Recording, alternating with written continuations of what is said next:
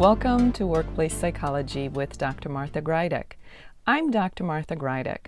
This podcast examines a wide variety of work-related issues through the lens of industrial and organizational psychology.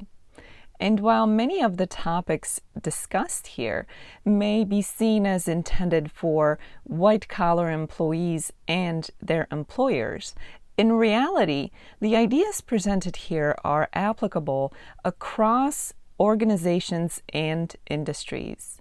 Additionally, many of the topics discussed here may be applicable outside of the workplace. I encourage you to examine what's presented here, apply what makes sense to you, and simply discard the rest. The topic of today's episode is emotional regulation. You've probably heard the term. What exactly is emotional regulation? Well, in simple terms, emotional regulation is our ability to successfully control our emotions. And while this is a skill that can be beneficial in most areas of life, it's especially important when it comes to the workplace. Something important to remember is that emotional regulation doesn't really limit the kinds of emotions we're talking about. It's equally as important for those emotions that we would label as negative, just as it is important for those emotions that we would label as positive. The bottom line is regulating emotions in such a way that allows us to exist and interact with others within the acceptable parameters of social norms.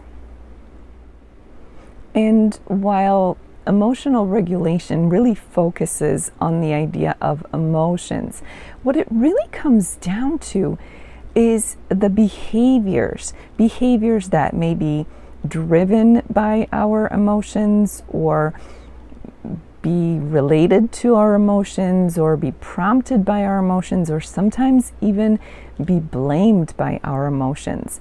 The bottom line is that it's not the emotions that can get us in trouble or that can seem inappropriate in certain situations. It's the behaviors that can get us into some hot water. What are some simple steps that are associated with successful emotional regulations? First and foremost, stop and breathe. Allowing yourself a few moments to stop, breathe, and not react may be just what you need to keep a strong emotion in check.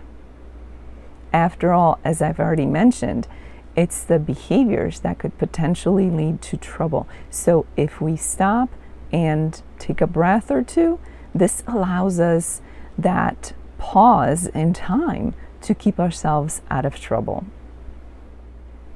It may be helpful to identify the emotion that you're feeling. Give it a name. What is it that you're feeling? What would you call it? What would society call it? Identifying something is helpful to dealing with it. After all, you're better able to deal with something when you know what to call it, when you know what you're working with. Accept your emotions. Emotions are just that, emotions. They're neither good nor bad. It's just part of the human experience. We feel emotions. Sometimes they're pleasant, sometimes they're not. Sometimes they're stronger than other times. But as I've already mentioned, it's not the emotions that get people in trouble. It's the behaviors that get linked to those emotions. This leads me to the next point. Don't judge yourself for your emotions. Again, emotions are just that, emotions. Feeling is part of being human. It's the behaviors that we need to pay attention to. So just because you're feeling a certain way doesn't mean that you have to judge yourself about it or be harsh with yourself. Let it go. Just accept emotions for what they are. Identifying emotions and being able to give yourself a pause and time to process things is just the beginning.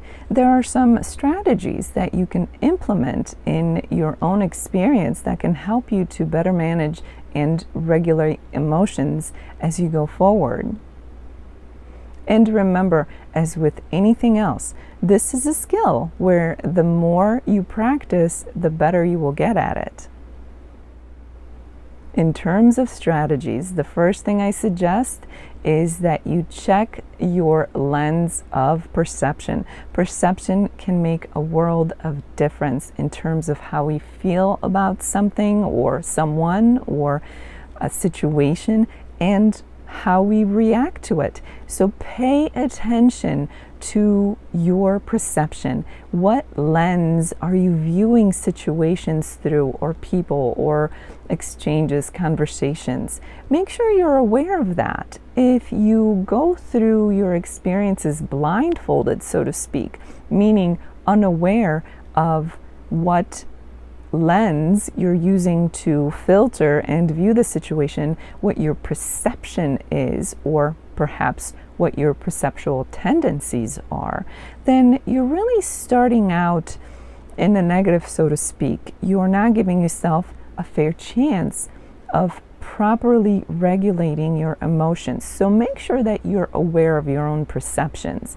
If you tend to view things as a big deal or a disaster where others wouldn't necessarily agree with that assessment, maybe it's time to check out your own perceptions. What is this lens that you're viewing the world through? And is that lens just causing you more trouble than it's worth?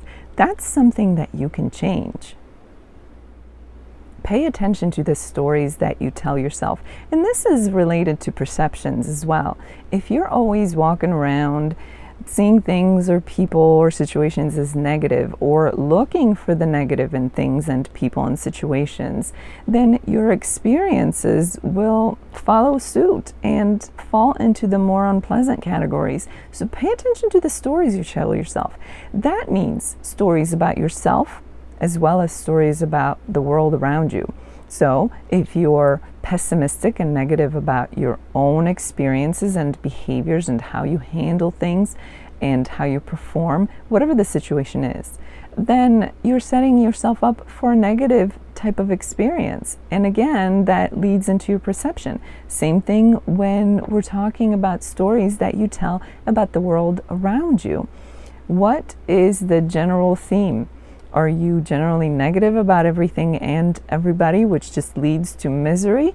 Or do you try to find opportunities or the positives or the learning opportunities, whatever the case may be? So which side of the spectrum or which end of the spectrum are you at in terms of the stories that you tell? It's important that you're able to identify that and adjust it to such a way of telling stories that serve you, not hinder you.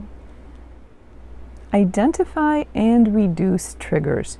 If there are certain things or people or situations or even places that contribute to you struggling with strong emotional responses, it's good to know that so that you can either avoid those things, those triggers, or change your perception of those triggers in such a way that they no longer have such a hold on you and are no longer able to get a reaction out of you. So it's important to know what your triggers are.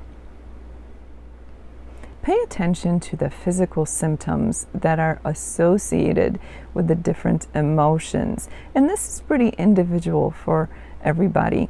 And while you may share some of the same symptoms for the same emotions as others, it's really important to pay attention what your physical symptoms are for the different emotions so that you can be that much more aware of your emotions. Sometimes you may be able to identify an emotion before you're flooded by it simply by catching the physical symptoms that you're able to associate with that emotion. So it's important to spread your awareness beyond just the feelings and into the physical symptoms that are associated with those feelings for you. Choose to respond over reacting. The two can be quite different.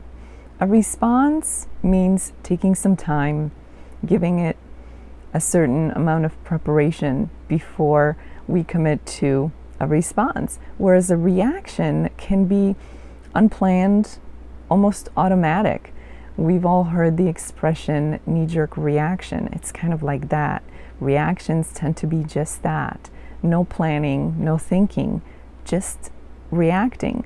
But when it comes to emotional regulation, a response is a much better option than a reaction. So, anytime that you have the opportunity to practice choosing one over the other, choose responding over reacting.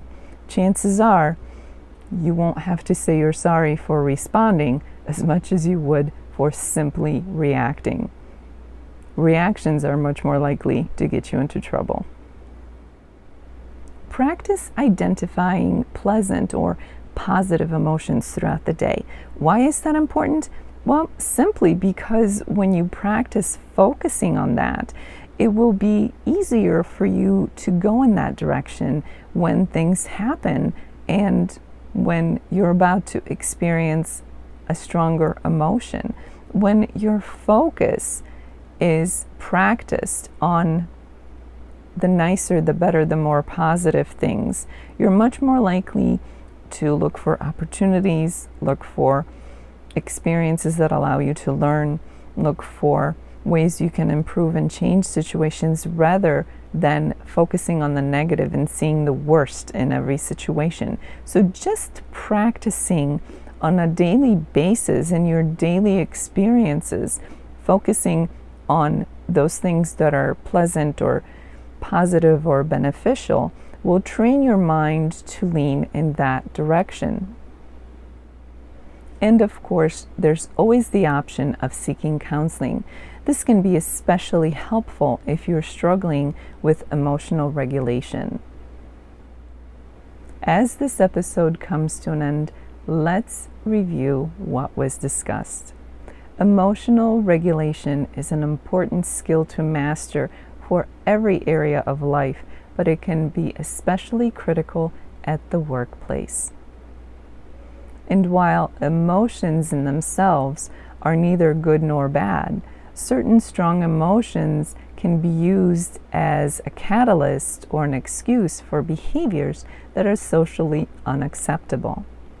This is where the skill of successful emotional regulation comes in handy. Give yourself the opportunity to have a pause in a stressful or an emotional situation where you can stop and breathe, perhaps identify the emotion and not judge it or make any assumptions about it. Remember, emotions are part of being human. It's the behaviors that are associated with the emotions that can lead us into trouble. Perception is king. Pay attention to the lens through which you're viewing different situations. If your lens is such that it only heightens the kinds of emotions that are difficult for you or that lead to behaviors that are inappropriate, it's time to take a look at your perception and evaluate how you can change it in a way that will benefit you. Pay attention to the stories that you tell yourself.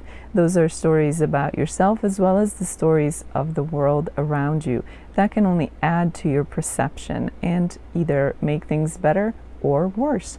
So pay attention to those stories. Identify and reduce triggers. There's no point exposing yourself to triggers unnecessarily when you know that they don't serve your emotional regulation in the long run. Don't forget physical symptoms that are associated with emotions, and those will be individual to you. So pay attention to those because they can help you to identify emotions before you get swept up in them. Choose responding over reacting. Focus on possibilities, opportunities, and the positives around you. That will help you to train your brain to view situations in a more positive light when you need it the most. And finally, don't forget that you can always seek the help of a professional. They can help you to master this skill of emotional regulation. As the week unfolds, I invite you to assess your own abilities in terms of how effective your emotional regulation really is. This is a skill that is critical at the workplace, but also one that can be very helpful in every other area of life. And when you are making this assessment, it's important that you're honest with yourself. It's just you, and not being honest can only hurt you. There's often room for improvement, nearly always room for improvement. So don't feel bad if you need to work on that one skill. And remember that just as with any skill, the more time and effort you put into it, the more you practice, the better you will get at it. But in the end, it's a skill worth mastering. For those of you who experience this podcast in an audio-only version, I invite you to check out my YouTube channel where you can find the video version of the podcast. The link for that is in the description below. In addition to the video version of the podcast, my YouTube channel also contains videos that focus on stress management, so I encourage you to check it out. Thank you for joining me today. Please subscribe to this podcast. I look forward to seeing you here again next time. Until then, I wish you joy and well-being.